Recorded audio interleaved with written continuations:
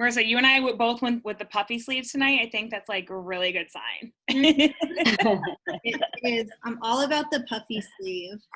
I just became about it today. And the square neck. I love the square neck too. Yes. Mm-hmm. All right, guys. So just want to say aloha and welcome to our Akamai ABA exam prep workshop. We are so excited to get this going. It has been amazing. My name is Marissa Ayala, and I'll be your host tonight. And we are #studying for a cause tonight. So, and supporting Black Lives Matter. So, just wanted to. So, thank you for being here. But without further ado, I have to give a big mahalo to our team teaching today. So, Camille Morgan, Liat, Casey McDaniel, Zandra Galimba, Marc, Stout, and myself. Thank you so much for being a part of this, really putting your time and your effort into this as well. And I just want to say that it has been a seamless process. This team has been amazing. And we are here. We all have our individual reasons why we're here today. But the number one reason is actually, don't owe me $5. We'll split it. But hey, Marissa, do you think you could mute? Yeah, I'm trying to. Participants, mute all. Okay. Yeah. All right, so the number one reason why we're here today is because we love our science of ABA, 1, and 2, we are here to support Black Lives Matter. And that it's been amazing to see leaders in our community stepping up to support Black Lives Matter, and it's just been an honor to be with you guys. So thank you so much for putting your time and effort and being here today. So you guys are awesome. All right, so big mahalo to behavior analysts and military families who donated $640 to our GoFundMe, which is fantastic. So last I checked, our initial goal was $270, a humble $270, and we're currently at like $38.92 right now.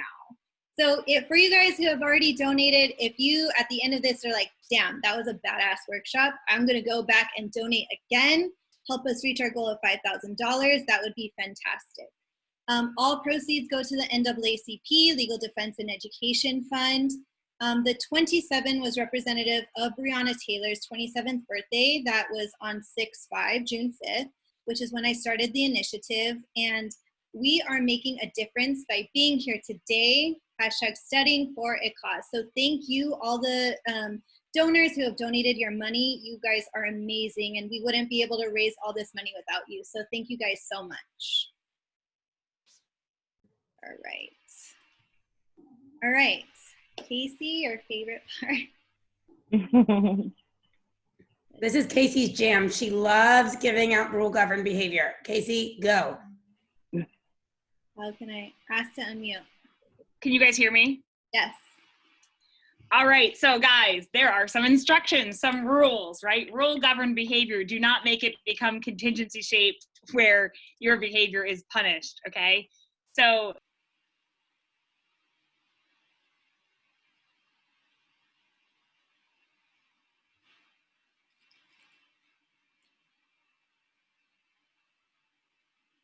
please, the bottom left corner, hit mute.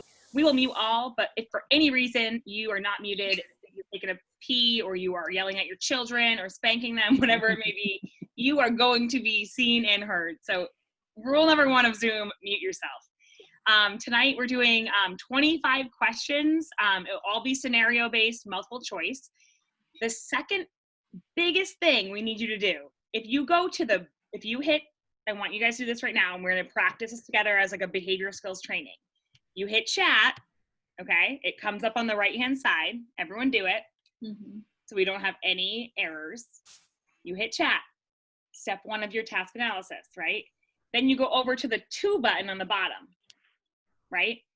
And it typically says to everyone, right? Everyone see that? I need you to make sure that you do not send it to everyone, your answers, because that causes reactivity. People will be very upset that they couldn't answer their own question. So instead, you're gonna send it to one of the team members. So you just pick one right now and you stick with that person. You don't mess it up.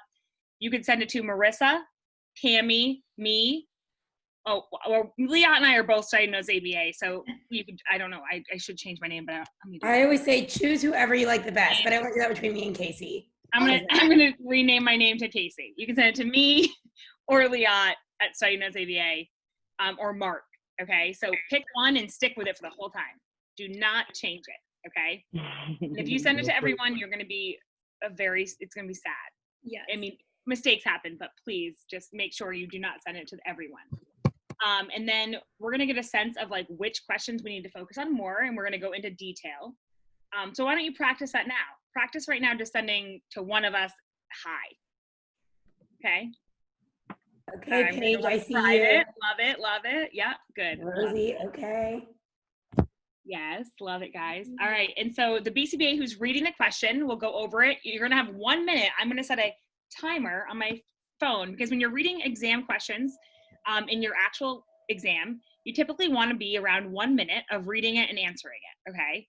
So I'm gonna set 1 minute. Whether it's a short question or a long question, you're gonna get 1 minute, and then we're gonna stop the timer, and whoever is presenting it will go over it. And you can send any of your questions to the same people that you sent your answers to. And we will, I'm gonna save mine into a notepad. Anyone else that's over here on the presenters can save theirs. And then at the end, we can go over them and make sure everyone's answered. So yes, is that good? That's enough, right? I think of my rules, of Casey's rules. That's a smart idea. Now I have to get a notepad. Like, you're an overachiever already. Like, I don't think that way. Well, because what happens is that when people send, you'll get them and then you'll be like, oh, it's so fast. So I just copy and paste them into the notepad, and then I can be like, I got your question and my cue. I'll make sure we go over it. And also, we're not going to be reading the questions aloud to you. So we're really simulating a live mini mock where you, the attendee, will be reading the questions to yourself. Yep, we want you to read them to yourself. We're going to stay silent. We'll all mute ourselves because that's how it would be in the real exam. So hopefully your phone is away, your Cooper is away, all your stuff's away, and you are just here ready to practice 25 scenario-based mock exams. So that's my piece. Awesome. Thank you, Casey. Thank you. Perfect.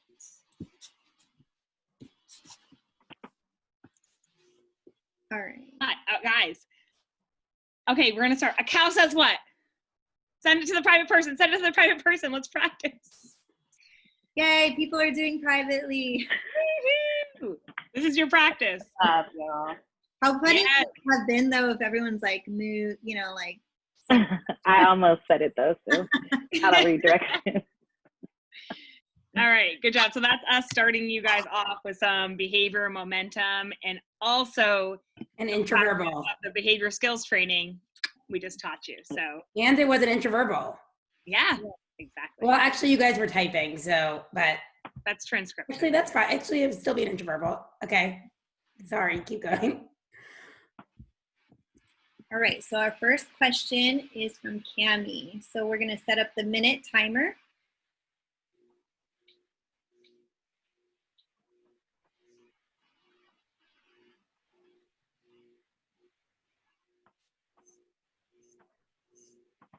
We are good to go. Perfect. Oh, like the minute set? Oh, no. Not oh, yet. I was right, you can read it. Okay.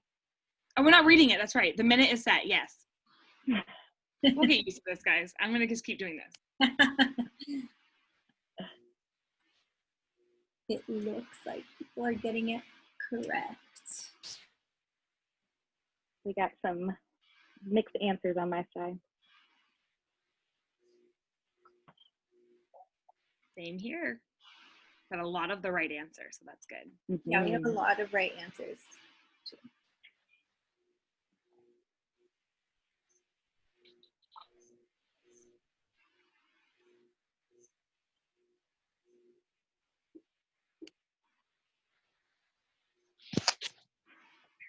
Guys, got 20 more seconds.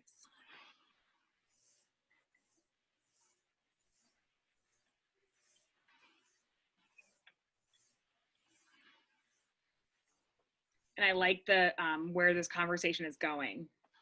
Mm-hmm. Mm-hmm. Reminder to send your answers privately.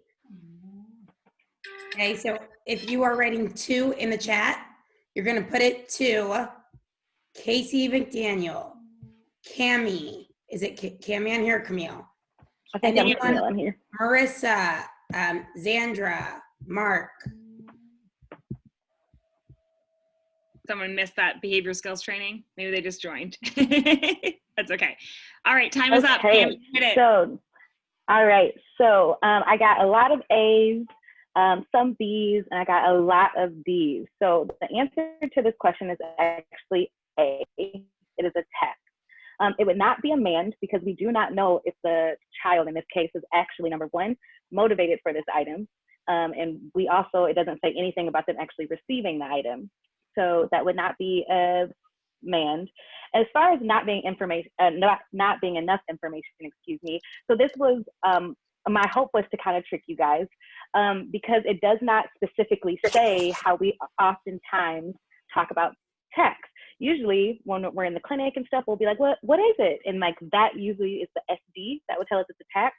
But because nothing in the environment was actually indicating that this is motivating or reinforcing or anything like that, we then will know that it is in fact a label. Awesome job. Great job, guys. I would say like 90% got A, but there was some discrepancy, so really good job. But again, remember we're gonna have, at the end of this, we're gonna have the mini mock available after, so you guys have a chance to take this all over again at a later time and work on those skills so that you don't get them incorrect on the exam. And I want to say something, if it's okay if I do. Absolutely. Someone said like, well, if it doesn't result in generalized condition reinforcer, right? It does, in this question, it doesn't say that they got praise, right? That's okay. It's okay. Take it for face value. What's the best question here? And Karina, who I love to the world and back, had the best example. It's a pure tact, guys. He sees the milk and he says milk. An impure tact would you having the milk in front of him and saying, what is this? Right? And then he says milk. So this is a perfect example of a pure tact. This is also a really good example of how questions will be. So like, you're like, oh, I got this. This is short, it's easy, but just be sure that you're really actually paying attention to what the question is asking. Mm-hmm. Like, look how many things we all just went through as behavior analysts, like up here on this panel, right? Like, so good. I love it. love it. Awesome. Definitely. You guys ready for the next question? Thumbs up. Perfect. All right. All right. Minute timer. Guys, go ahead and read the question. Starts now. Starts now.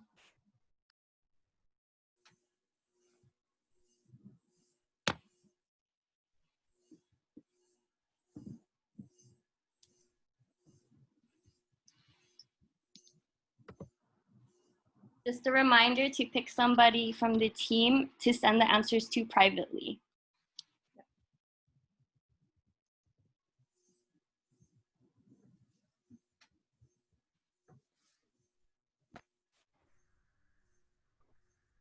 About 30 more seconds. Yep. Seeing a lot of good answers. 20 more seconds. Mm-hmm. Also, you may just, again, to simulate the exam, you don't have to give an explanation with your answer. Just say the letter of the answer. It'll save yourself time come the exam. There you go. And there's a timer. All right. There we go. Ready to go, Marc.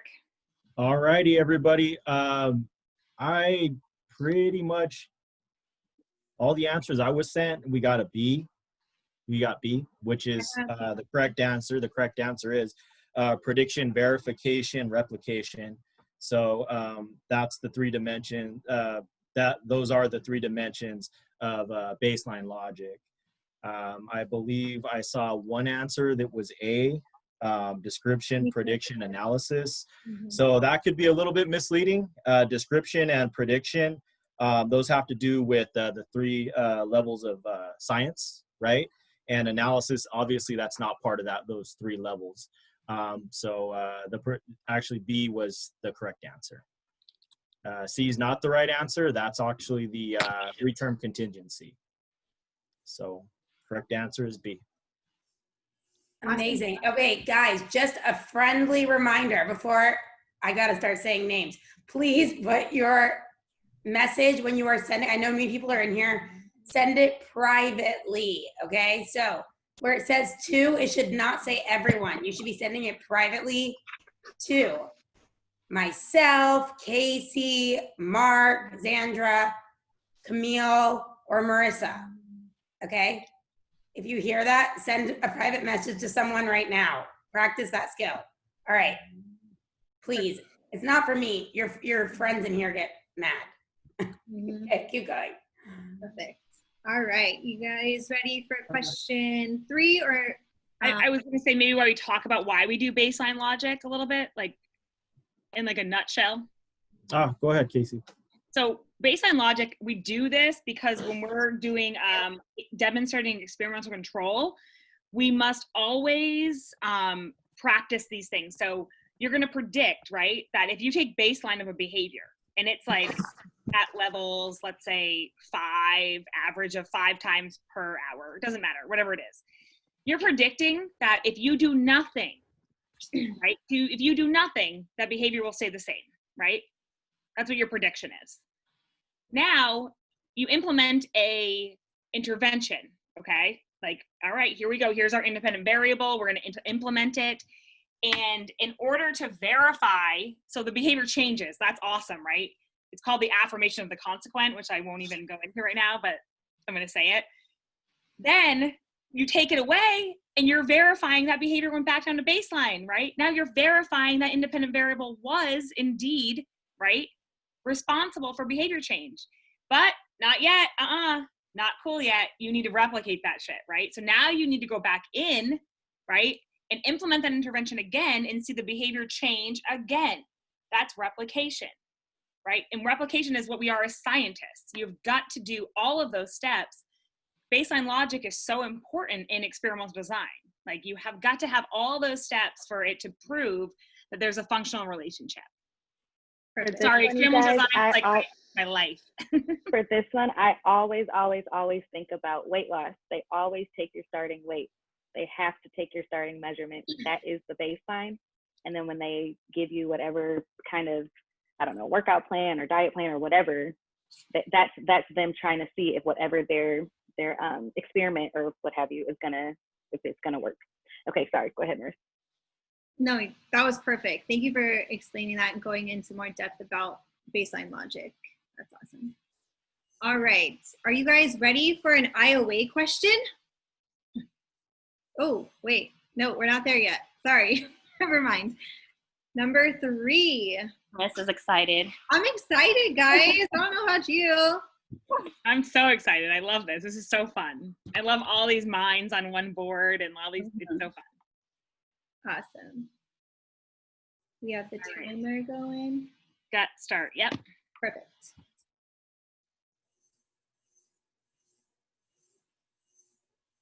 This group is great, by the way. They are crushing this.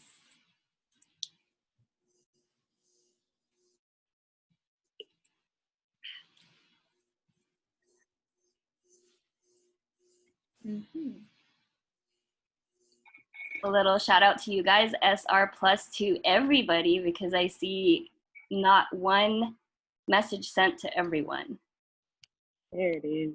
Oh yeah. Well, NCR. That's contingent. They're doing the right behavior. You're right, you're right. You guys, you got it. You got it, girl. You got it. Got it, girl. All right. 8, 7, 6, 5. All right. 2. There you go. You're done. All right, friends. I actually got a lot of mixed answers for this one. So the correct answer is actually A. Loud vocalizations, we can ignore that shit all day. Hitting others, I get hit every day by my clients. We can ignore that. Crying and whining, we certainly can ignore that. We do that with babies all the time. The reason why we would not want to ever, or I don't want to say ever, the reason why out of all these behaviors, A is the one that you would not want to put on extinction. It's like Karina said, it's completely unethical and it is against our ethical code to do no harm. Self-injurious behaviors can cause a lot of long-term damage. And so we'd want to, again, not put those on extinction because we would not want anybody to get permanently hurt. Somebody said, aggression and hitting can be super dangerous too. Yes, it can. But again, for self-injury, the way I was taught it, and some of the other panelists may be able to kind of elaborate on this, self-injury oftentimes has more than one function, automatic being one of them. And so what we don't want to do is allow for, especially something that's like automatically reinforcing at high rates, for self-injury to go on. It could just be very, very, very, very damaging. And guys, like, think about this, like the best answer, you're going to get a test question, right? Best answer, hitting others. Like, we don't know if they're hitting them to punch them in the face to give them black eyes, or if they're like, oop, tapping them on the shoulder, or like tapping them on the back. Like, we don't know. You cannot put any information into the question, right? So like hitting others, you could be like, well, what if he punched him in the face and he broke his nose? We don't know that. But you know that high rates of self-injurious behavior is something you want to put on extinction 100% over and over. Yeah. Great job, guys. And also a question for putting things on extinction, right? You got to match the function. So if it's for attention, right, you're going to remove attention. If it's for tangible, you'd remove the tangible. If it's for escape, you're going to keep the demand, right? Whatever it may be, like that's what you're doing. You got to match the function. Awesome. All right, now is everyone ready for IOA question? All right, let's get into it. Zandra's ready. Timer is started. Great.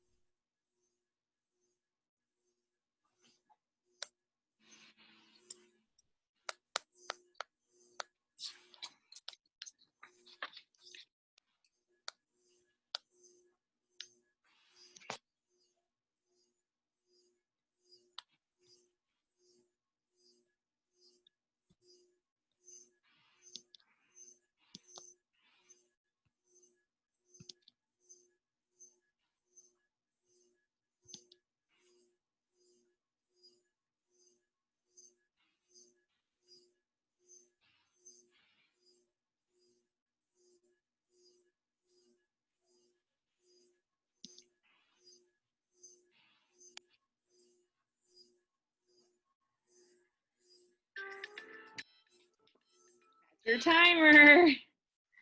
All right, go ahead. All right, how are the answers looking, guys? What are you getting a lot of? I had a lot of mix between A, B, and D. Okay, all right, I like it. All right, let's cover it then.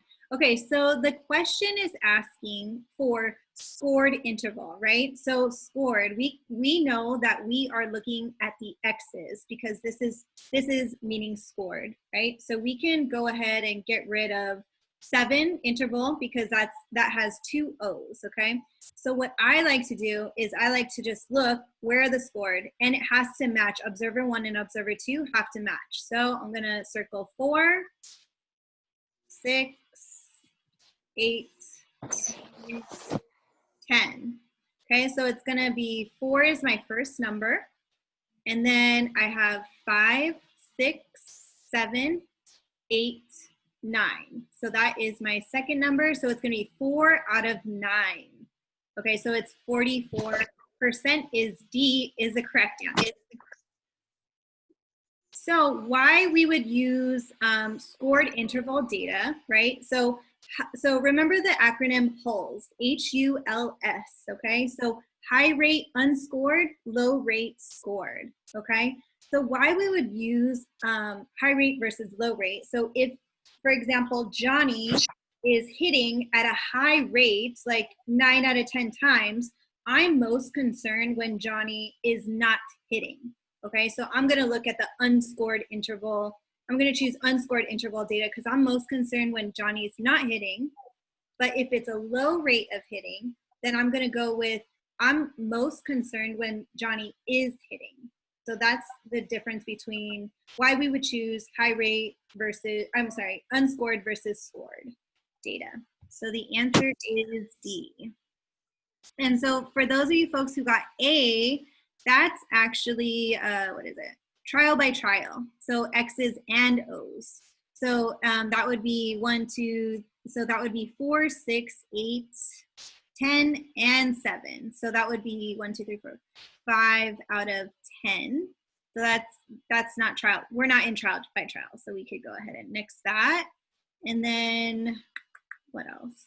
Unscored would be B, right? Unscored, because it's 1 out of 6. And then C is total counts, which would not be applicable here at all. Okay. Any questions about that? Looks good. All right. Let me put my mouse. Okay. All right. So I'll still set the timer because I can do that. I'm multitasking. Here is our question. Go for it.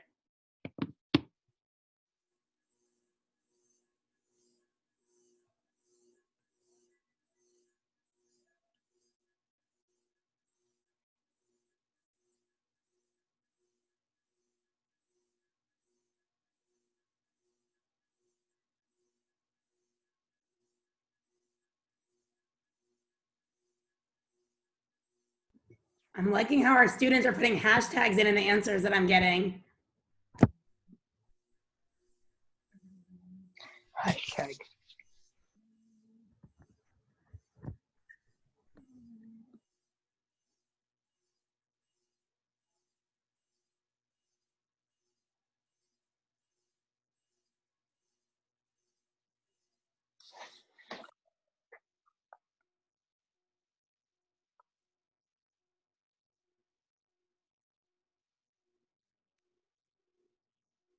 All right, that was it. That was your minute. All right. All right, guys. So I had a lot of right answers here, and I had a little bit of confusion with maybe A and B being answers. The answer is C, behavioral cusp. Okay. So learning to crawl, and we were trying to put the play on words for Jasmine, right? Whole New World from Aladdin. Learning to crawl is a behavioral cusp. So I think a lot of people, I think it's the age-old question. It can never be answered enough. No one ever knows what to say. What the hell is the difference between a behavioral cusp and a pivotal behavior? You read it in Cooper, you think you get it, you get a question, you don't get it. I really want you guys to pay attention to some of these things. So you want to look at what is, when you're creating goals for clients, you want them to be like cusp behaviors a lot of the time, right? You want them to be these goals that they're gonna access all these new contingencies, reinforcement or punishment. I mean, clearly you don't want punishment, but they could if they're accessing these new worlds. So like learning to crawl, learning to talk, learning to drive, learning to access the internet, learning to attend. These are all behavioral cusps, right? So I like to think of the internet for a lot of people. Like if you've ever had to help test your patience for the internet, and when you're like trying to teach your mom how to get on, and it comes up all the time because she's like, I can't get into my Netflix account. I can't do this. My mom's South African. I can't do this. I don't know how to get my library book, right? Like when you could get on the internet, you could do so many things. You could watch porn. You could do this.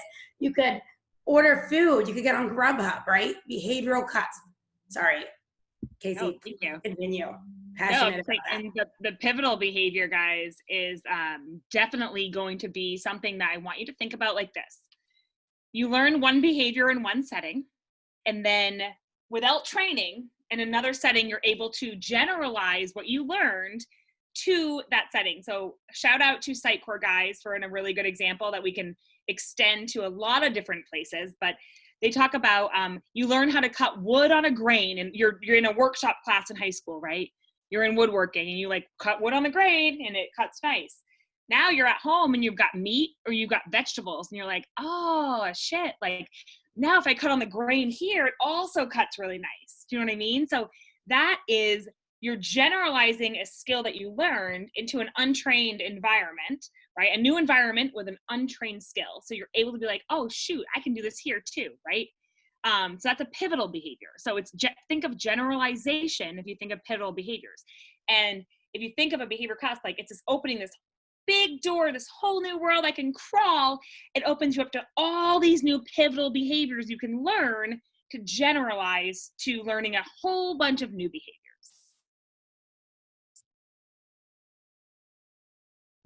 That is my soapbox. Good night. All right, next question, setting timer, go.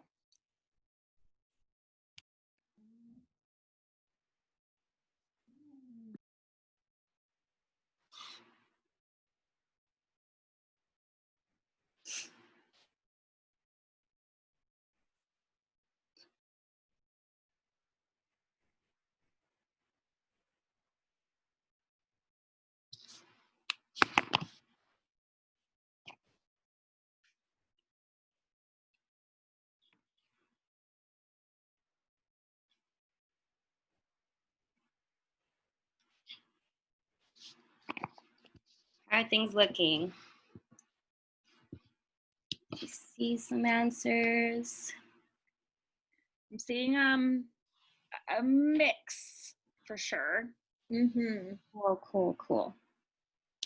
Mostly correct over here. Sounds good. How are we doing on time? Time's up right now. The second you said that, it went off, and I was on mute. Perfect. I felt it. You felt it. So the answer to this, you guys, is the letter D for PSI. So what we're looking at right now is PSI, Personalized System of Instruction. And the person behind this, I threw you guys a curveball because I mentioned the name Lindsley in this scenario. Lindsley actually is the person behind something else, which we'll get into a little bit later. But yes, in the chat, Annalisa, you are perfectly correct. The person behind PSA is Keller. PSI is an AKA for the Keller Plan. And some key terms for the Keller Plan are self-paced, proctored, and mastery-oriented. So nice job. If it were precision teaching, that is the one that Lindsley is behind. And with precision teaching, we're looking more at fluency, acceleration chart, and continuous measure. Whereas incidental teaching, the people behind incidental teaching are McGee, Daly, and Jacobs. And that has to do more with in situ training, non-intensive training, more of that natural day-to-day activity type of teaching. Training loosely is also involved. And then for direct instruction, Engelman is behind that. And that has to do with curriculum, small groups. It's usually fast-paced. Scripts and choral responding are involved in that as well. And I love that, like, that threw everyone off for the Lindsley, like, not to be like us to be total, you know, a-holes, but it's a thing where you got to read, right? Stacy Lindsley, it's not Lindsley who invented, Ogden Lindsley, who Ogden Lindsley's amazing, who did precision teaching, right? So you got to read exactly what the question's asking, not just your faulty stimulus control, right? You're attending to something that is not what you need to be attending to, which is controlling your response. So that means that you're rotely learning instead of fluently learning. So please, that's like a big thing to kind of like take away from this question, is either reading too fast or you're rotely learning where you don't understand the concept, you're just memorizing steps, right? Excellent point. Thank you so much, Casey. No, great question. This is awesome. Yeah. Well, Zandra put Stacy Keller at first, and I was like, nah, let's put Lindsley. I think that would be a little better. A little bit mean, just a little bit. Awesome. All right, next question, guys. All right. I'm going to start the thing. Here we go. 1, 2, 3, go.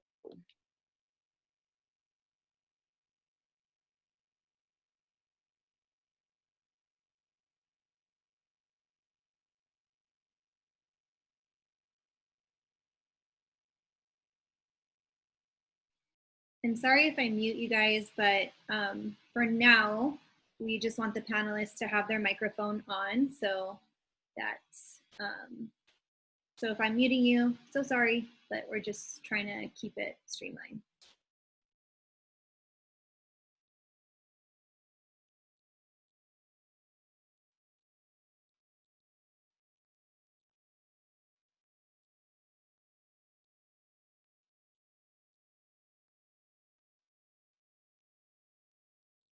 I love the differences in answers I'm getting here. This is amazing.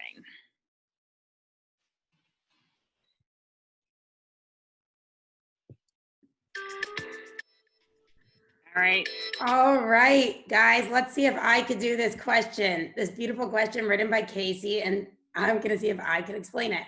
All right, so Harriet, she seems like she is on her game, okay? She is really trying to hone in on all those variables in her study / experiment / intervention, whatever you want to call it. So she has taken into account all the variables that could affect the validity of her study. She is working, the answer here is with internal validity.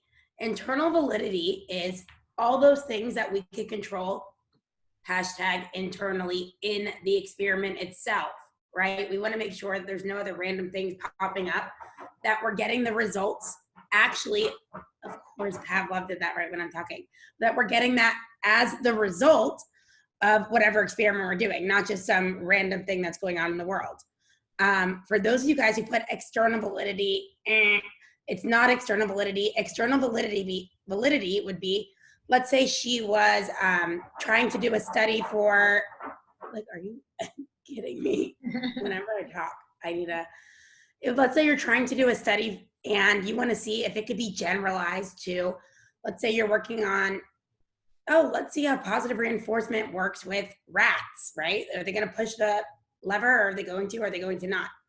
If you have external validity, wow, we could see that positive reinforcement works across other subjects as well, in other settings, or in or across behaviors. That's external validity. Can you apply it to the external world? That's the hashtag there. Social validity is talking about that hashtag applied, socially significant part of when we study things. We look at things that are actually going to be important. I don't care that a child know how to color code their closet, right? Socially valid, social validity is talking about, is this important for this person to be a member in society? Is it important for the family, right? Do we get that buy-in from stakeholders? And confounding validity was just us being rude, putting in something that sounded smart and is not a real thing.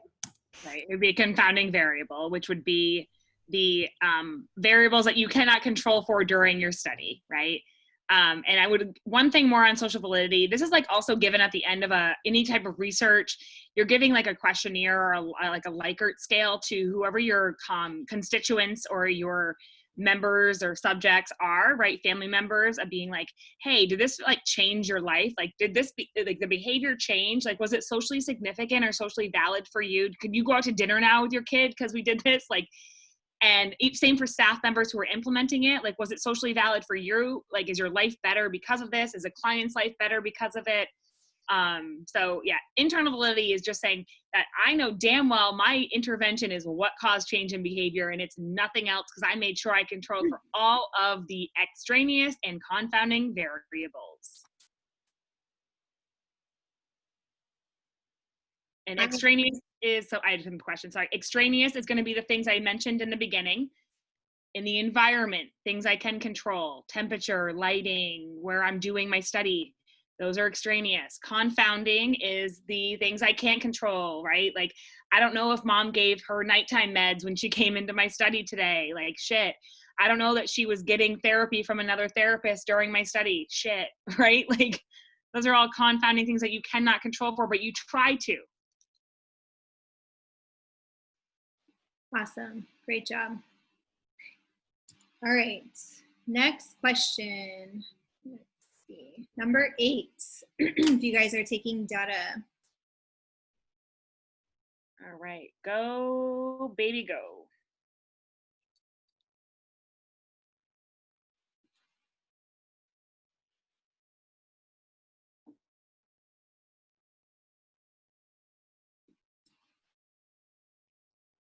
I like how I see people's faces like, oh, this, you know. You gotta love your IOAs. Mm-hmm.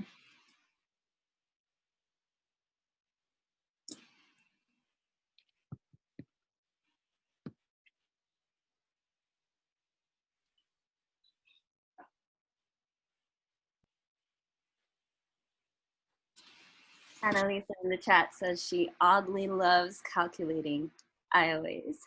And Jenna. Nice. I do too.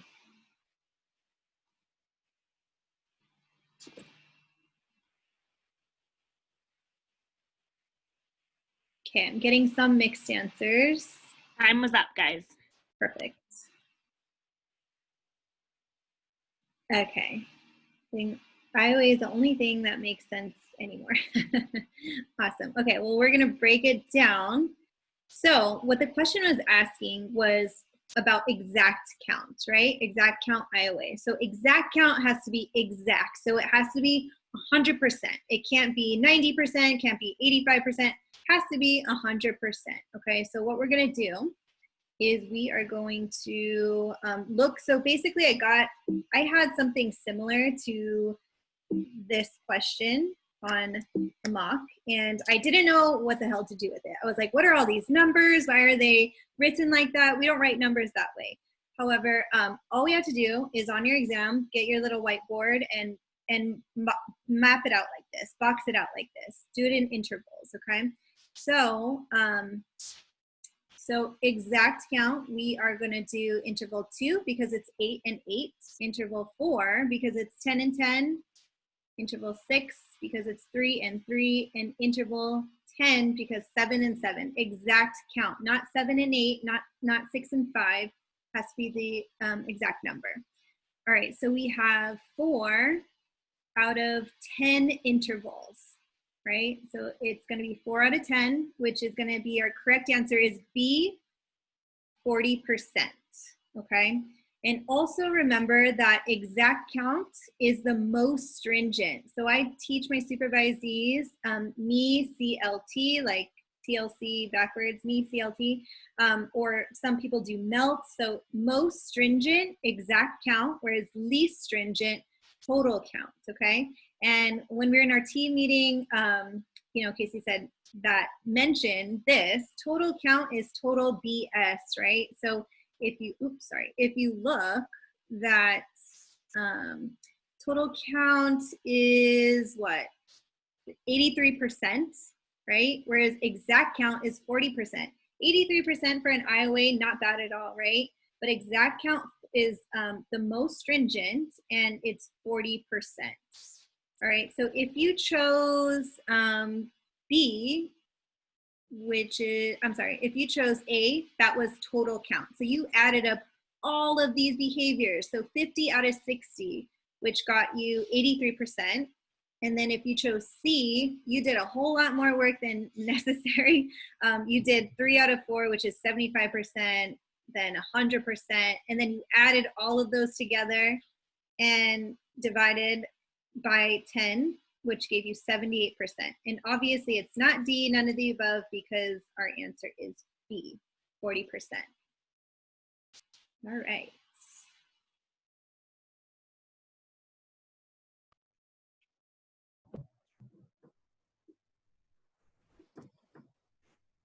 MECLT stands for, most stringent exact count, whereas least stringent total count. Sorry, somebody asked me that question. Correct answer is B. Thank you. All right. All right, next question. On your mark, get set, go.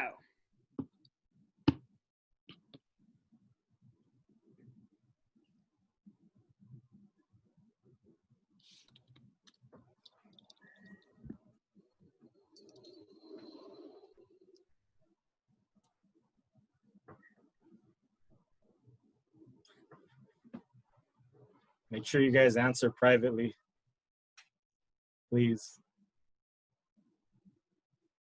Pretty please with a cherry on top. There you go. Thank you. 193 people. That's amazing. Yes. I've gotten so many I think this might be Yeah. the I was gonna go. One of the easier ones, right? Okay. Has it been a minute? Has it been a minute? Yep. 2, Yep. 1. There you go. All right. So on the BCBA exam, you might get maybe you'll get an easy one, maybe. But what I did try to do, well, the correct answer is A, obviously. I think everybody got it right. Objective, clear, and complete. That's in your Cooper's book. The correct answer is there. Sometimes when you're towards the end of the test, you're a little fatigued. You may not be reading the questions as thoroughly as you once were, and some of that wording might throw you off. So A is the correct answer. 2 was just a 3-term contingency, right? C, I tried to throw you guys off with subjective, clear, and concise. So subjective, obviously, that's not going to be the way you define a target behavior. Then D, that's something someone told me when I used to work at an intense practice agency back in the day. So correct answer is A. Good job. Nice work, everyone. All right, moving on to 10. Setting the timer now.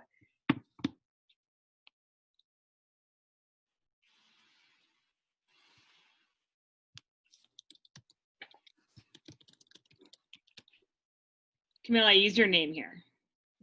I love you.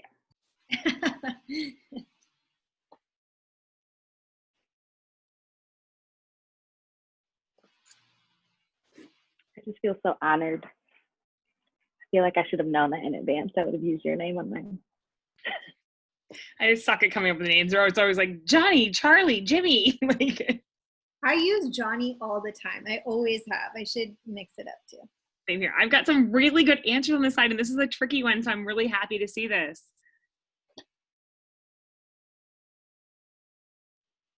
Same here. Good answers. Amazing. All right, you've got 2, 3, 1. I'm going to let that noise go to extinction and not play it. All right, so guys, here the answer is going to be C. It's a multi-element design. And what is multi-element an AKA for? Shout it out if you want to. Alternating treatment design. Alternating treatment. Concurrent schedules, alternating treatments, multiple schedules, and multi-element. Woohoo! Yes, exactly.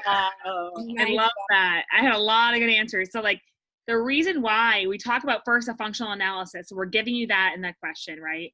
Rapidly alternating conditions is another way that you would know it's an alternating treatment or a multi-element.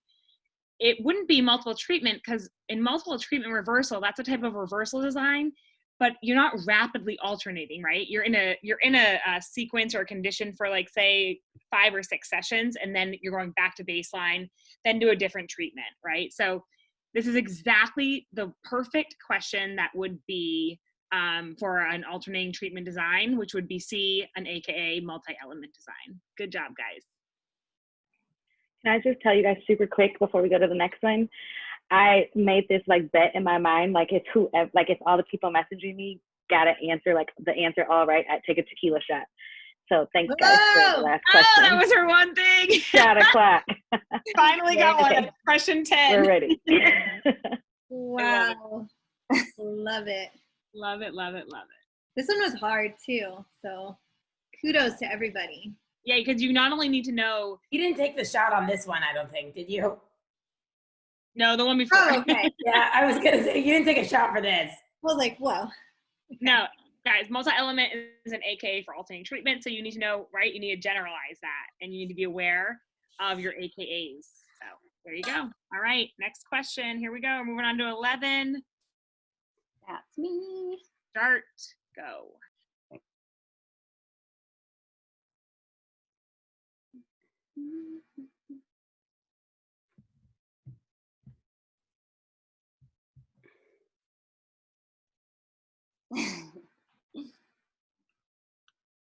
I see solo cups in the chat.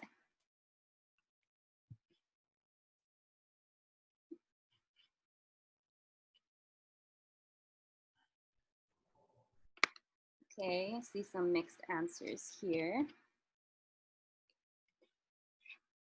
I have a lot of right answers on my side.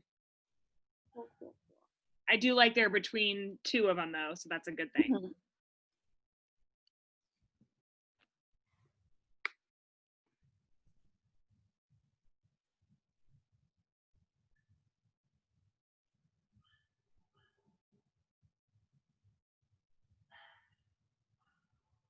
Time's up.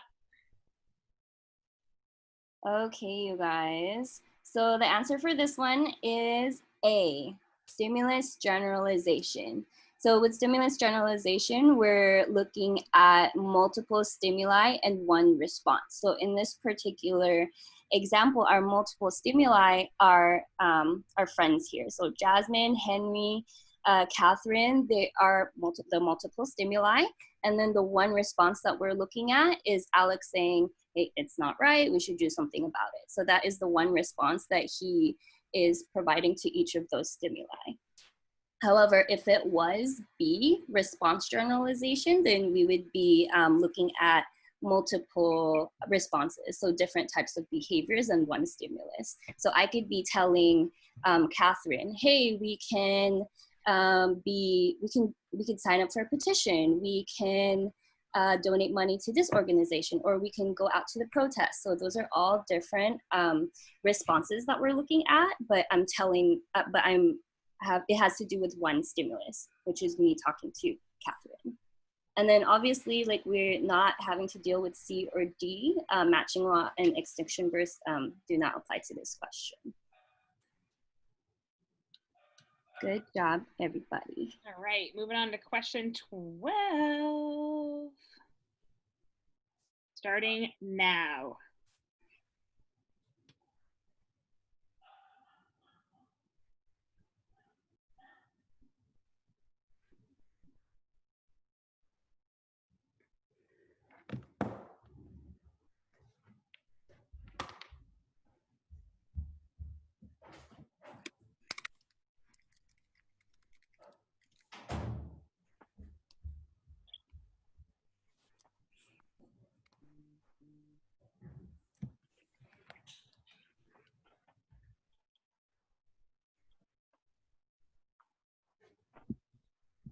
Got a lot of good answers.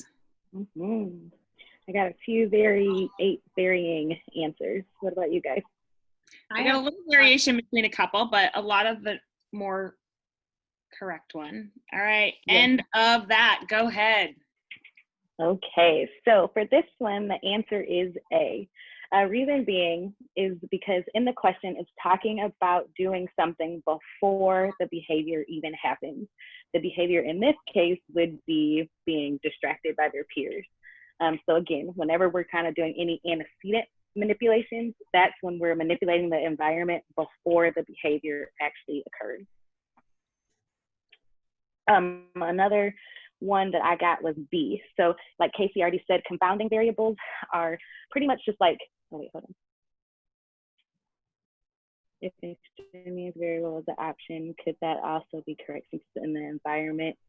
No. So again, like anytime you're doing, because like this is literally like pre-behavior. And so essentially when you guys are like writing behavior plans and when you guys are like working antecedently, like these are the ones that you really want to go hard in, but you don't have to really work, hopefully, in the consequence. Does that make sense? Yeah. The only way would be an extraneous variable that you were keeping, you were holding the same, is if you were setting up a research design, right? Like a research study, and you were like, okay, every single time the student comes in, his desk will be in this one area. But this is talking about a classroom. It's talking about more of a behavior intervention and antecedent intervention. It has nothing to do with a research. Yeah, exactly.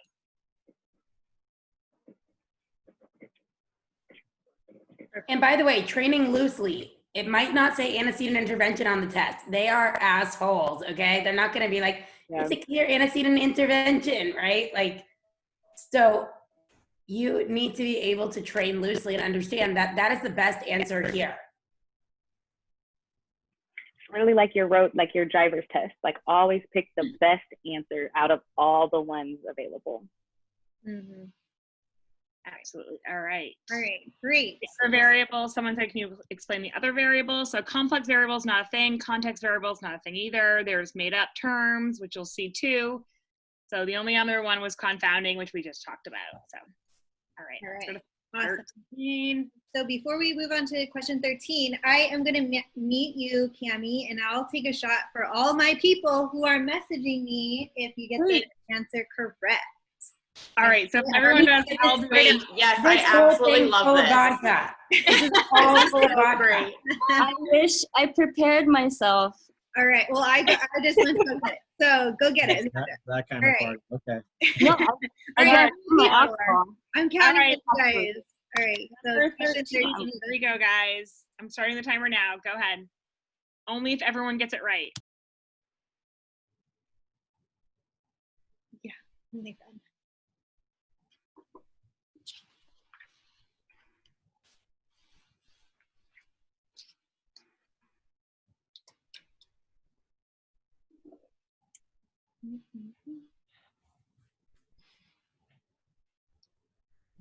No one's answering me now. Okay, good. Okay. Guys, I'm at 100% right now. Me too. I think everyone, the MO to get it right was so strong at that moment for everyone. That's perfect. This is like a total interdependent group contingency right here. Ooh. Like Oh, yeah. hell to the motherfucking yeah, because Everyone's on a interdependent, mission to get the panel all or going. nothing. All right. Oh shoot, nope. Okay, nope, me neither. All right. All right. At the last second. Thank you. Okay, so I want you guys to get it all correct. I'm down. So, but not on this one. So it's okay. The correct answer where I would place myself is B, task analysis. And why that is because first of all, we can rule out forward chaining and backward chaining because there's no specific teaching method, no specific time of reinforcement that is being said that is going to be implemented by Dolores, by her mom. This is just an individualized sequential step, which is a task analysis, okay? And also it would not be rule because this would mention, Dolores is gonna come home after wave signing and she's gonna tell her mom, thank you so much. What can I do for you tomorrow? Or, something, a delayed reinforcement, rule governed behavior. So there would have to be a reinforcement at a later time. So so I would put myself with B, task analysis, as the best answer here. Absolutely. All All right, let's try again, guys. 14, here we go. 14, let's go. Okay. 1, 4, give me some more. All right, starting the timer. All right, when would it be best? Oh, I'm not reading these out loud. I'm sorry, I'm so used to doing that. It's such in my repertoire.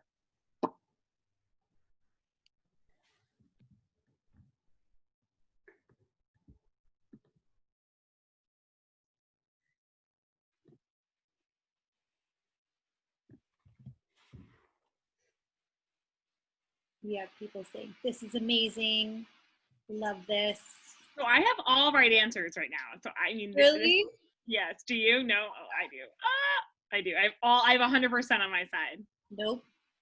Not yet. All right. Me too. I actually have 100%.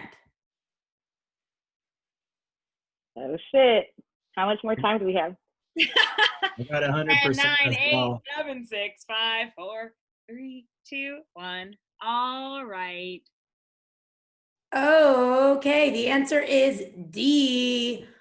Okay, when we're using changing criteria and design, we need to remember it needs to be, and write this down in your notes right now. For changing criteria and design, it must be a behavior that is already in someone's repertoire. So what you are doing is changing some magnitude, duration, or how long something lasts, whatever it is, like how long your husband lasts in bed. You want to increase it. He already could last, but you want to make it a little longer, right?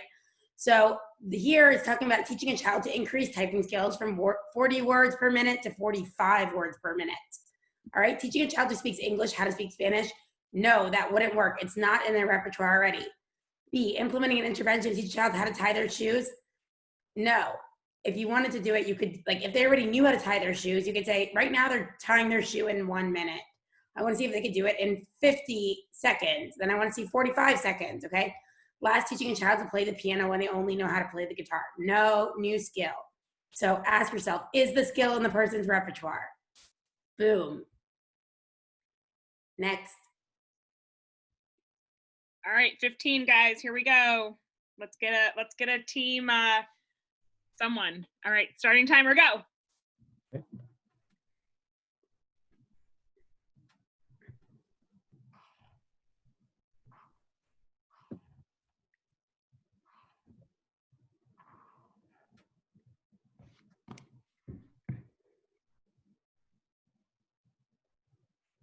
I'm at 100%. I'm at 100%. Me too. I like the competition. You know me in competition, guys. So I just kind of feel like they're trying to get me drunk at this point. I'm like, you know, Getting I'm 100 as 2 well. o'clock here, you guys. Guys, if you had to take your test this way, you get 100 and you can have a shot. I still have 100. dude. I still have 100. I don't. Praise God. Okay. I'm 100, guys. Oh wait, I didn't know if it was 100 I could do it. I thought we all had to get 100. I thought it was an interdependent group contingency. No? Oh, okay. Oh. All right. Time's up. Okay. Well, the correct answer is D, response cost. So Dennis lives in a group home. The group home houses developmentally disabled children from ages 12 to 17. Group home staff use a token economy with residents. Residents of the group home can earn tokens for completing chores, attending school, and completing hygiene-related tasks. However, each time Dennis strikes, punches, kicks, or headbutts a group home staff, Dennis loses 3 tokens. Okay, so the correct answer right there is D, response cost, because he's getting that reinforcer taken away. I got 100% on the answers that were submitted to me. So did I. You too? Did So anyone get did any other answers? I. Okay, cheers Okay. to you guys. I'm gonna do it. Go ahead. Okay, team. So negative Here. reinforcement, that's to Cheers, guys. increase the likelihood of a behavior or increase the behavior. You're taking away something aversive. Positive punishment, they didn't add anything to decrease the behavior. And fiduciary abuse, I just threw that in there. I like that one though. That was sexy. I'm like, ooh, fiduciary abuse. I'm gonna pick that one. There you go. All right, guys, let's move on to 16. And as this one goes on, I'll get up and get my own shot. Yeah, Casey, can you please represent us? I literally took Yeah, it 2 doesn't Dexter drink, before. so I'm gonna get up and get one. Timer started.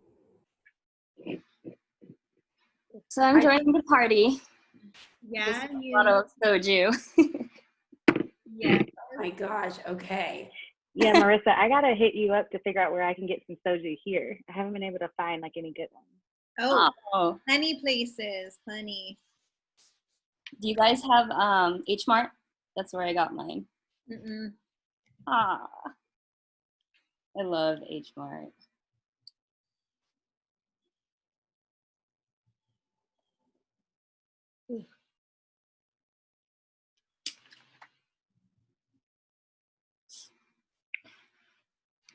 Send in your answers, send in your answers. Someone is messaging me privately the answers, and I just want to say that I'm not a host of this, so you don't want to do that. Who are you?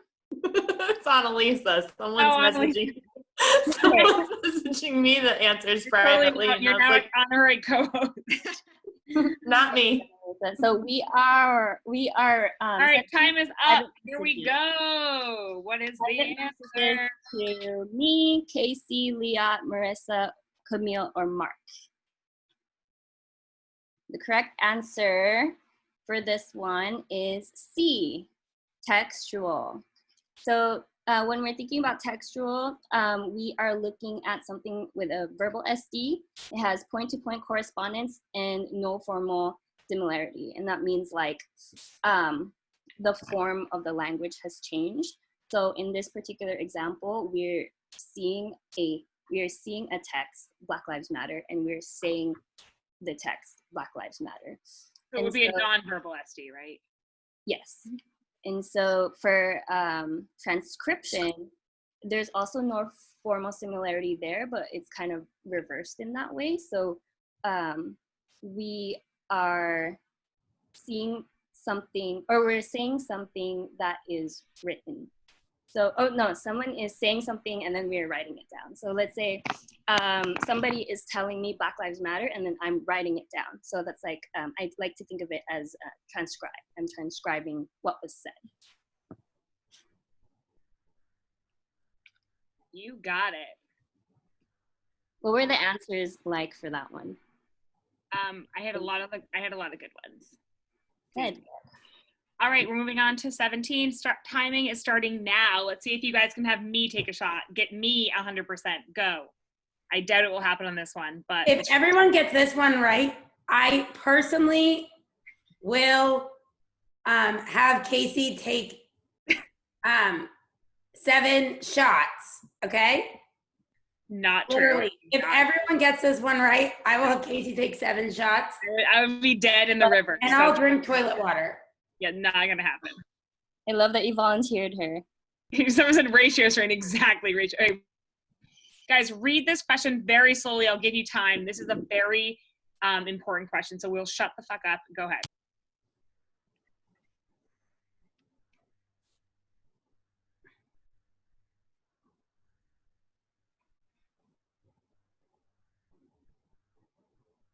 Oh yeah, this one is a good one.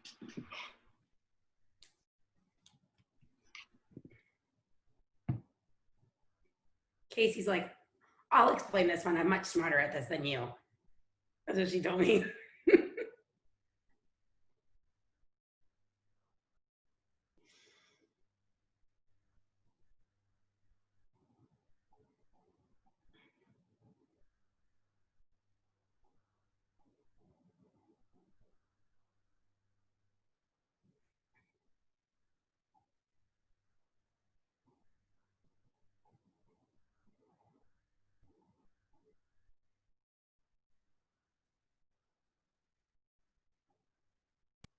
So I'm gonna say all over the board. Any other monitors? Moderator saying all over the board? Oh my God, mine is right. I'm gonna drink toilet water. All right, I'll give another second. Yeah, all over the board. All right, so this, we actually have Cooper 3rd edition. Cooper 3rd edition is a Bible of love and of work that I'm so proud of, that I did nothing for, but I just love it. So it has this amazing chart on compound schedule. So we took that and we didn't, we mixed up the question. But to understand this, so let's look at this. So first of all, when you think of compound schedules, you need to ask yourself something. Are the schedules happening simultaneously, right? Which means at the same time, or successively, not at the same time?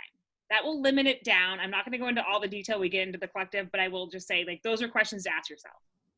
So this one, we're saying, this is not happening at the same time, right? On different days, she gets different ones. So if I were to know my compound schedules, I'd be like, well, I know conjunctive and alternative happen at the same time. So I'm going to rule them out, right? And they're all the same schedules, FR10, VR5, all of them are the same. Okay, I'm ruling those out. So now I'm down to multiple and mixed. And I know multiple and mixed, the only difference is that there's a clear SD or not, right? So look at this question. It says, for one worksheet, it's a different color, yellow, right? And one is purple, right? So that's a clear SD. So it's gonna be A, multiple schedule, FR10, VR5. If they're both white worksheets or both black worksheets, whatever you wanna say, right?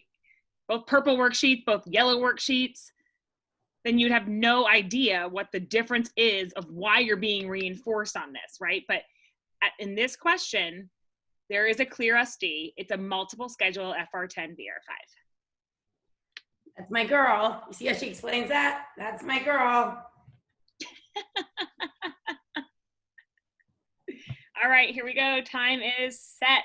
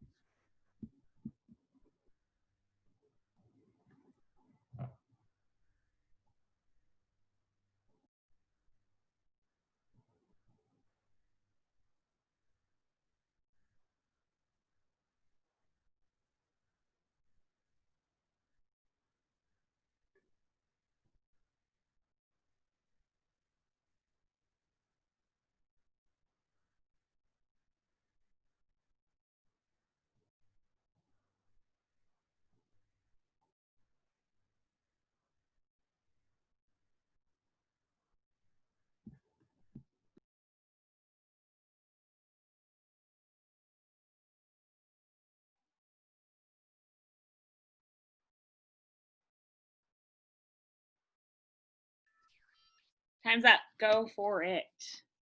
Okay, so I got some mixed answers on this one. So I just sent you guys something that I use, POWU. Partial is for, or the P is for partial, the O is for overestimate, the W is for whole, and the U is for underestimate. So for this question, what you really want to look at are all, literally the whole question. There's 30 students. The teacher cannot possibly take a continuous measurement when she has 30 students in the class. So that eliminates frequency. We're talking about self-injurious behavior. Partial intervals are going to be used, it's a discontinuous measurement that's going to be used for behaviors that we want to see decrease.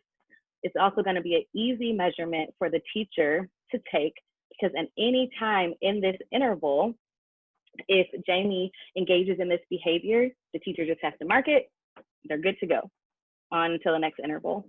So because of that, the answer is actually C, a partial interval. It's not momentary time sampling. There's nothing in the question that says that the day is just, you know, going on and the teacher just casually like looks up, see if the behavior is happening and keeps on going about their day. Can you explain why C is better than D so C is better than D because so I should say for partial interval, what you can actually, So for partial interval, you can actually pick how long your interval is going to be. So if I was the analyst on this case, I would be sure that that interval is at a time that, you know, number one, after I take the IRT and I actually see how often, literally how often it happens, I would make that interval kind of match where we can actually catch the behavior. Can I extend off that, Camille? Sorry. Oh, yeah. And then there's another question. I'm going to let Casey extend, but I just want to say for partial, or for POWU, somebody said to say that again. The P is for partial. You're going to put an arrow, this is how I remembered it, at the bottom of that P, like pointing down. The O just means that a partial interval overestimates that data. The W is for whole interval. You're going to put the arrow above the W, and then the U just means that it underestimates. Okay, go ahead, Casey. I just want to like jump in here and not like Liat's like stop jumping in, but I like need to because I love this shit so much. Because like, okay guys, I get it. You're saying, well, there's 30 students and a teacher doesn't have enough time to like do partial or whole, right? Like they can't. But the behavior they're talking about is a behavior we want to decrease, right? She's hitting herself on the arm at 15 times per minute throughout the day, right? Like that's like not just like a, hey, I want to look up and check to see if she's hitting herself in the arm, right? Like momentary time sampling like is not going to give you, and they don't even tell you like an interval that she's doing it at. Like 50 times per minute, great, okay, we can figure that out. But like momentary time sampling, you're just going to look up, and if she's not doing it, you're saying it didn't happen. Like, are you going to get a clear depiction of this pretty self-injurious behavior? No, right? Partial interval, you have to attend to the interval, of course, right? Which is hard, but guess what? It's only if it happens, okay, you're saying boom, and you're moving on, you're not looking till the next interval, right? You don't have to attend to the whole interval for partial interval. But for momentary time sampling in this one, like I would more look at like a behavior you want to increase, right? Like in-seat behavior, on-task behavior. But a kid who's or like, even a behavior that's not as bad. So like if the kid was like, I don't know, like excessively like sticking out their tongue, something that isn't as like, I don't want to say bad, but as dramatic. Yes. and also, again, this is one of those, like, what would be the best? It's not to say that if you're the analyst and you're like, I want to use momentary time sampling, sure, like, fuck it, do it. But we're talking about what is the best one to use, and the best one then would be partial. And just know that when you use any of these time sampling, you're going to get measurement artifacts no matter what, because you're not catching every instance of the behavior. All right, good question. All right, moving on to 19. We're cruising along here. Go, go, go.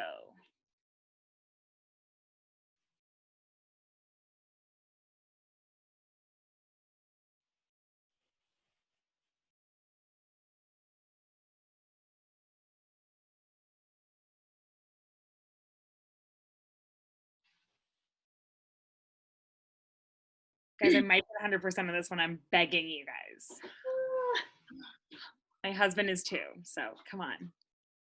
I'm at 100% too. Okay, I guess I'll throw one out. I'm not. It's okay. It's fine. Oh, dang it. I'm gonna get buzzed. Like, I don't, okay, whatever. My team's doing it, so oh, okay, one. Guys, you could still engage in bootleg reinforcement, Casey. You don't I'm have about to. You can take a shot I'm anyway. under a behavior trap over here. All right, so how are you guys feeling? I know that we said it was from 4 to 5, our workshop, but I'm having a great time. How about you guys? Do you think that we should continue with our 25 questions? Give a thumbs up or a shaka in the chat if you feel so. Yep, awesome. Let's keep going then. All right, we're having such a great time studying. These questions are really, really good questions, guys, too. Like, we plan these to make sure you guys had not only an opportunity to discuss what is not, but what is, and generalize a lot of things. So the minds that came together to create this are pretty awesome. So yeah. Can we do this again? Yes, we're probably going to do another one. We should definitely do another one. And like Marissa touched on a little bit earlier, it's better to do your mistakes here so you don't make them on the exam. Mm-hmm. All right, so the best answer in this scenario is A, temporal extent, which a lot of you folks got. Great job. So in this example, what does 3 hours best represent? We're gonna go with temporal extent. Temporal extent is one of those three-dimensional quantities, right? Repeatability, temporal extent, temporal locus. Temporal extent deals with what? Write it out in the chat, or, yep, duration. Great job, Christy. Perfect. So temporal locus it deals with latency and IRT in the three-dimensional quantities. So it's not talking about anything dealing with latency. It's talking about how long the behavior is occurring for, or how long the protest is going to happen for. So temporal extent is the best answer, not even close to temporal contiguity. Temporal contiguity has to deal with the closer in time, the more likely the consequence will condition that behavior for operant conditioning. Whereas respondent, closeness in time between unconditioned stimulus and neutral stimulus. So great job, everybody. Moving along. Number 20, we are cruising. 5 more questions, here we go, start.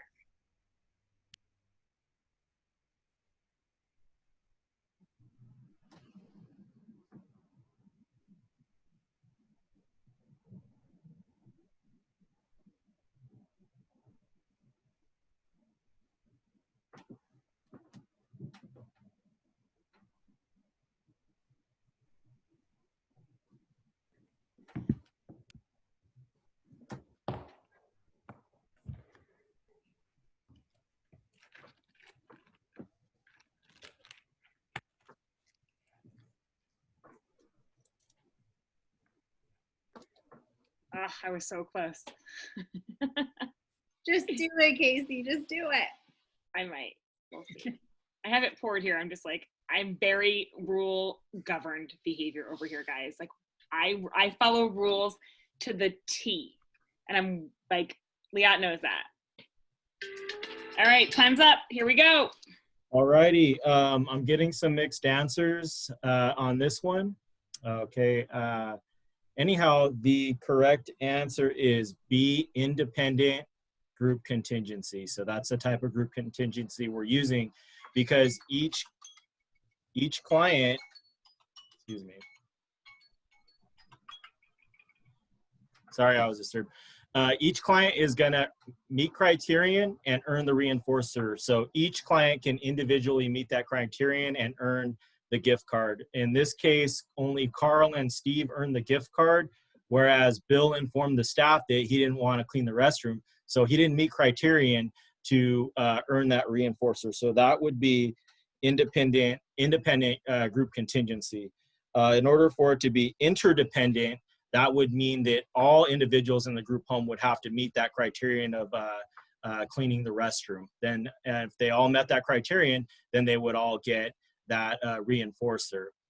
Interdependent, that's not a thing. That's just a play on words. I just threw it in there to throw you guys off. You know, that's maybe they'll do that on the exam. As far as dependent contingency, that's also known as the hero procedure. So that will be dependent on just one group member meeting criterion and everybody getting reinforced. You'll see that in sports, like, okay, if little Johnny makes his free throw, we're all gonna go to a pizza party. If he misses, then we don't go to a pizza party. So You mean like LeBron James, little Johnny? LeBron James? No? we can call him LeBron James. That might be a little better. But yeah, so, you know, if you make this, we all win the championship. Make this basket, we all win the championship. You miss, we all lose. So, Love it. yeah, correct answer is B. Great explanation. All right, moving on to 21. On your mark, get set, go.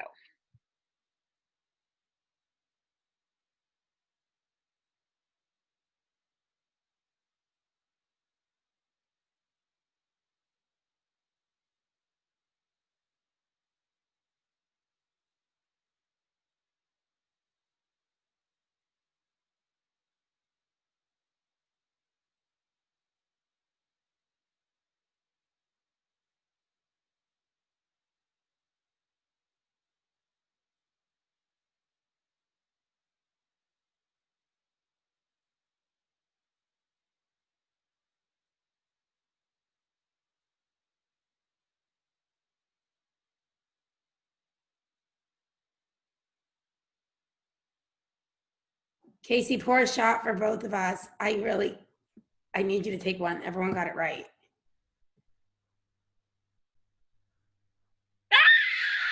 Yes. Okay. Yay. Yay. Oh, Yay. we're so close, Team Camille. It's okay, guys. All right. Liat, you're on this one? All right. Guys, so it's really, really, really, really, really important for you to look at whose behavior they're talking about. So when you read a question, I recommend that you first look at the end of it first. So cheers, Casey. So in the future, when Tate tantrums, Danielle will continue to spank him. Tate's behavior. So if you were to draw out a B, C chart, right? So this is gonna be a tantrum. Just consequence, she spanks him, which she's adding something to the situation and he does it less. I'm sorry. She does it less in future. She added in a spanking and now that decreased, it is positive punishment. I lied, Casey. I really did have some wrong answers. That's why I explained it, but I wanted you to take a shot. Oh, do you need my help or no? No, I'm done. I was saying that I told you to take a shot, that everyone got them right, but I saw something. Oh, girl, don't lie to me. Ugh, I like it. Gross, yucky. Okay. Clear. So anyways, all right, guys. So everyone understand Tate's behavior was positively punished, right? I just answered it, Case. Go. Okay, bye. Next question. Go. She has such control issues. It's like, I know it's so bad, guys. It's sick. All right, 22, start.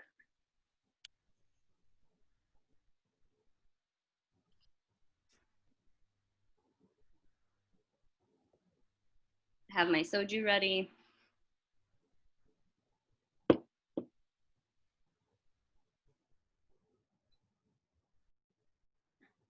Oh my goodness.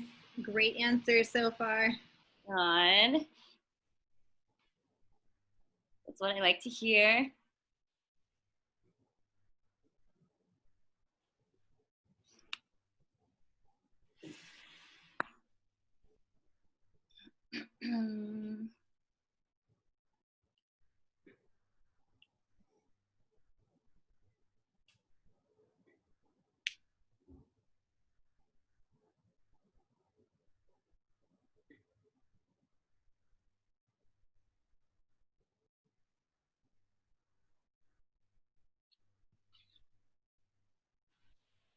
Privately chat your answers, guys. Time is up, guys. Yes, just another reminder to send your answers privately to myself, Casey, Liat, Marissa, Camille, or Marc. And the correct answer for this one is A, stimulus fading. I have a really pretty visual to show you guys to better understand this. Next slide, please, Marissa. Okay, so like it said a little bit in the scenario, so with stimulus fading in this example, we are looking at the bold black lines, Black Lives Matter. We want our client to be able to do this on his own. So we're going to start with him tracing over those bold black lines, and then we're going to try again with those dashed lines, and then again with the dotted lines, and then until finally we'll give him like a blank piece of paper to see if he was able to do that on his own. So that is stimulus fading. We're literally fading away that stimulus. And I wanted to touch a little bit on stimulus shaping, because I know when I was studying this area, I kind of got the two mixed up.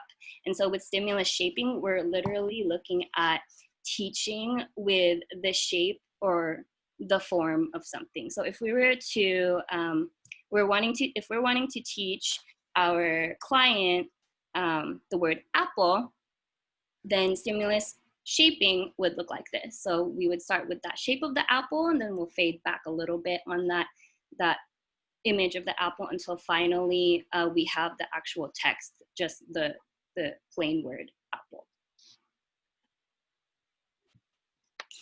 Thank you, guys. All right, question 23, Zandra, that was a great image. I'll tell you that much for sure. You guys might be thinking we put the same question in. No, we didn't. You're not seeing double. Read it. Start, go.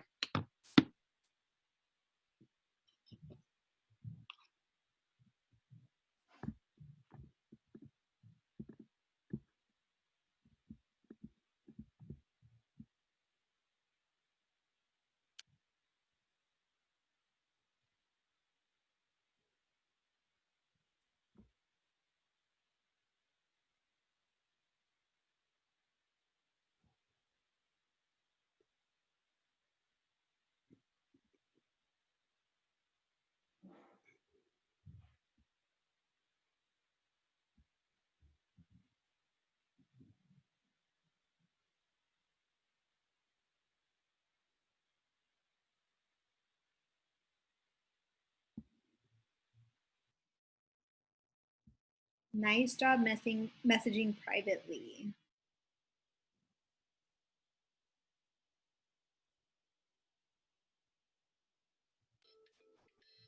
All right, time is up, guys. All right, you guys see, this is the exact same question or same context of the question. And that's why it's so important to read the final sentence or whose behavior it's asking about. Now the behavior is, right? I would draw out that same ABC. I'm not actually going to draw it. You guys draw it on your paper. I'll tell you what to draw because it's really hard annotating on here. Antecedent, Tate's annoying. He's annoying her, being annoying, tantruming. That's aversive to Danielle, right? So Danielle's behavior is spanking him, right? And the consequence is he stops. The behavior decreases, right? So Danielle does it again in the future. So her behavior is negatively reinforced, right? She's removing something by her behavior of spanking Tate. She's removing the aversive tantruming sound. So the answer is negative reinforcement. It's important you look at who she's talking about. And also, this brings us up one of the possible side effects of punishment is that a lot of people use punishment more. They like to use it more often because ultimately they're decreasing that behavior, but it serves as negative reinforcement for themselves. So if you have a kid who's annoying, right, and you just want to go ahead and shock them, you wouldn't actually do that. That'd be rude, but let's just be dramatic here, right? You shock them, and now that kid's no longer being annoying, right? It serves as negative reinforcement for you. You got rid of something aversive. You have relief. You escape their aversiveness. So it serves as negative reinforcement. And exactly like this question says, like, my mom used to spank me a lot, right? Like, and that like is like, she would do it and my behavior would decrease, right? It was negatively reinforcing for her. She was like, Casey's no longer being a total brat, like I was a tiny little brat, right? And I knew I was, and she'd be like, and it would decrease my behavior. She was negatively reinforced that my annoying behavior decreased. So you got to look at whose behavior is what. All right, is this the last? All right. Question 24. All right, here we go. Starting timer. We have comments saying light bulb, guys. So very awesome. That's our thing, guys. Say light bulbs. Jacqueline, you better have light bulbs, girl. That's right. I'll see you in a week.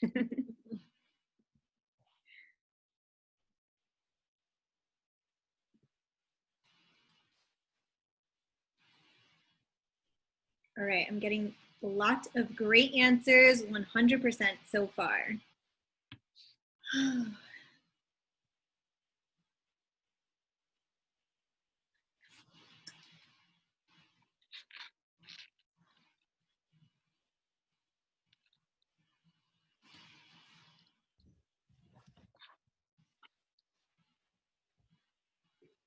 Camille, did you take a drink yet or no? Me? Yeah. Well, I've taken several. Oh my gosh. My team is on fire over here. Time is up, guys. And Perfect. also, all right. So I got a lot of great answers and I got some incorrect. That's okay. Let's make mistakes here so we don't make them on the test, right? 24, I would go with A is the best answer. Stimulus discrimination. All right, so why? I'm already gonna rule out C and D because there's multiple stimulus, right? There's Peter, there's Paul, there's Jamal, and I'm going to rule out response generalization as well because there's multiple responses with multiple stimulus. So we're obviously not in any of C or D, okay? So, and response discrimination is not a thing, but response differentiation is, but that's not what's being exemplified here. So we're gonna rule out B since it's a faux term. And A, stimulus discrimination. So Paul is one stimulus, right? And he likes to talk about initiatives with Jamal, but doesn't like to talk about initiatives with Peter. So he's discriminating between these two stimuli. So that is why A, stimulus discrimination is the best answer. People, you did so great on this. So, and also PS, don't be small, talk about minority initiatives if that's your thing. Hashtag silence is compliance. All right. Last question, everybody. Let's go.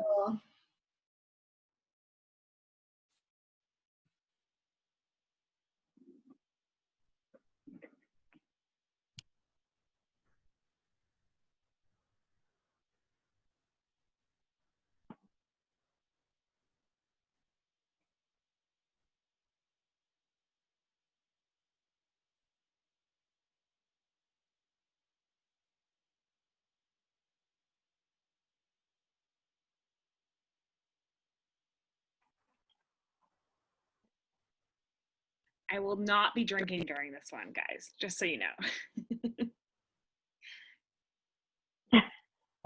Casey's not on. They're good, but they're just not as good. Which is fine. This is a very hard question to end on, and it's okay. Measurement is a humongous discrepancy, hard topic on the exam.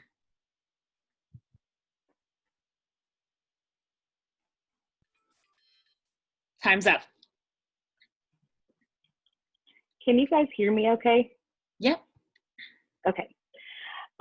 So for this one, similarly to the other one that we did, remember, number one, kind of like Liat was saying, you want to pay attention to what the question is asking. So thinking about that POWU, the question is asking about, number one, what would be used to increase the seated behavior?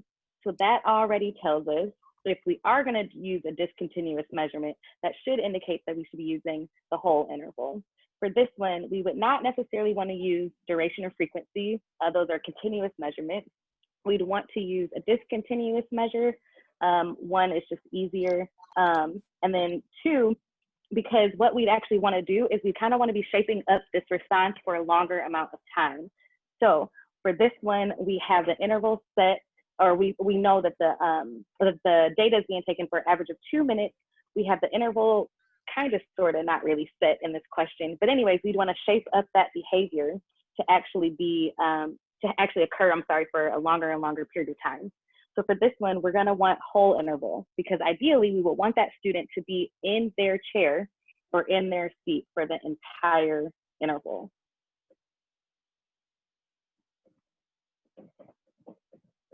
Perfect. Great job, guys. Of course, guys, so much of me is like, I want to talk more, but I won't because I'm a control freak. All right. It's Juneteenth, shot o'clock everywhere, Camille says. So you have All right, let me get one. Hold on. I'll get one. I gotta hobble over, guys, with my broken ankle. All right. While Casey's getting her drink, I'm going to just go over some additional resources. So today is obviously special. It's Juneteenth, and we wanted to create this workshop to support Black Lives Matter movement. And we don't want this to just stop today, right? So we want to continue to work on ABA initiatives for social justice. So be on the lookout for more workshops, more events. Here are just some great Instagrams to follow. At Beautiful Humans, they have a great Instagram that's going over really cool stuff. BCBA Ness, if you were followed our schedule, our visual schedule, the ABA task force, she's doing really great things and has a Patreon going, along with downloading anti-racism resources from the PDF put together by behavior analysts. So that's amazing. So again, mahalo for joining us. As a thank you, we are giving you the mini mock, a blank mini mock of this exact thing that we just did, and a recording to take home. So you can find this on my website, localbcba.com. And then when you go to my website, at the top, you're going to see Akamai BLM mini mock, and the password is capital B for Brianna. That is the password, okay? So write it down. This will be accessible tomorrow morning. The mini mock is already up, but the recording is not going to be up until tomorrow morning, okay? So there you'll be able to get up all the great information. Zandra, if you could put in the chat the website just so that people can have it. Thank you guys so much. This has been amazing. Thank you again to the team, Marc, Casey, Liat, Zandra, Camille. You guys are amazing. And thank you to the attendees. And again, if you guys had a bomb time, please donate. Again, we are at, let me just double check where we're at right now. Let's see what we're at, guys. We need to raise this up to $5,000, guys. 4,076. We can do this. We can do this. Let's do it, y'all. I'm going on now to make my donation. Okay. So, and like Cammie's, I'm so excited. yeah, like Camille said, is shot o'clock. So Oh yeah, here we go, guys. Raise your thumb if you have one. Zandra, can you take a picture of this? It's in the gallery view. One sec. I Okay. got my camera ready. Ooh, I see some Miller Lite. I see some wine. How do you get gallery view? I don't even know how to do that. How Cup. do you get gallery view? I wish I can fit it's all of you guys. The Hold on. thumbnails. Well, there's 162 people here, so I don't think. 108, yeah. I have to run. I have Shabbat. Awesome. The sun's going down. I turn into a pumpkin. Yeah. All right. Bye, guys. Thanks, everybody. All right, I've got mine. Cheers. Thank you so much. Cheers. Cheers. Ugh. Amazing. Okay, awesome. Thank you guys so much. I'll stick around for some more questions, but have a I'll good stick day. around too. Awesome. All right, bye guys. Hi, Guys. thank you. For coming. Do you want to stop the recording, whoever's recording it, so we can I open it for, will stop that. and then we can just open it for questions? Oh.